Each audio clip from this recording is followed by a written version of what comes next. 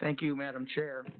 Gentlemen, thank you for your testimony today. Thank you for your leadership in the first 3 months of this emergency. The pandemic dealt a real blow to the economy, and you helped cushion the blow. But we're not out of this thing by any stretch of the imagination. And around Colorado, we see California, Utah, Arizona, Texas with rising case numbers, rising hospitalizations, rising death counts. And we also know that at the end of July, the pandemic unemployment insurance payments cease as it's currently written. We know that a number of the moratoria on evictions and foreclosures begin to cease. And the 8 weeks provided under the PPP, certainly for those initial takers of the loans, start to run out.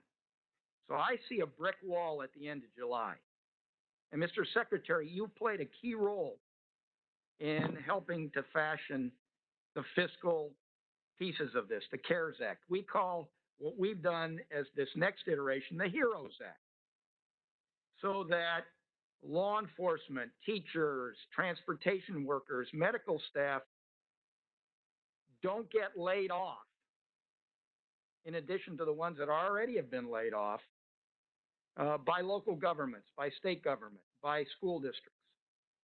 So I asked Mr. Powell a question when he was in front of our committee a couple of weeks ago on state and local government assistance to backfill the tax revenue. He says, I will say, though, from a standpoint, state, local governments employ something like 13 million people. States have to balance their budgets, and revenues go down and expenses go up.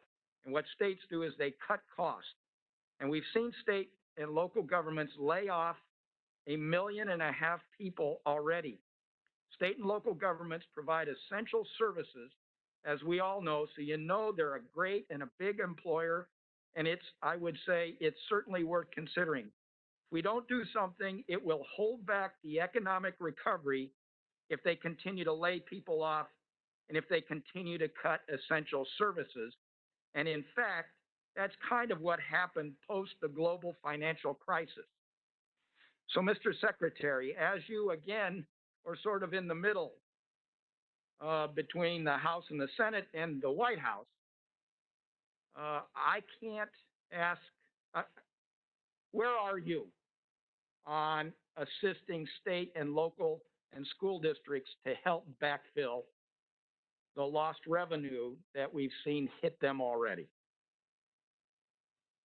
Well, let me just first say, within the context of the last CARES bill, we tried to issue guidance that was as flexible as possible, particularly for firefighters, first responders, and policemen, so that states could use that money and had a safe harbor and didn't need to let any of those people go, which, as you said, this would be the worst time when we need to support all those people.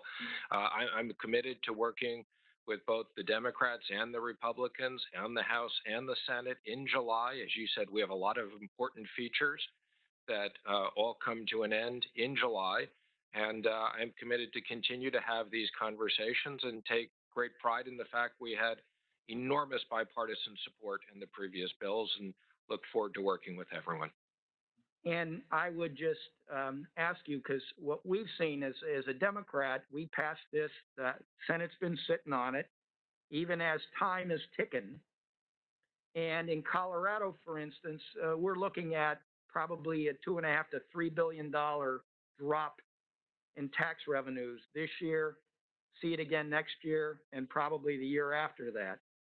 And so I would just ask you to really push on that one, or there's going to be a lot of people laid off at just the worst time in very essential services. And so, gentlemen, you've done a heck of a job. You get patted on the back now, but we're still in this emergency, and now we got to focus on going forward, which is this next iteration, or there's going to be a lot of trouble come the end of this summer. With that, I yield back.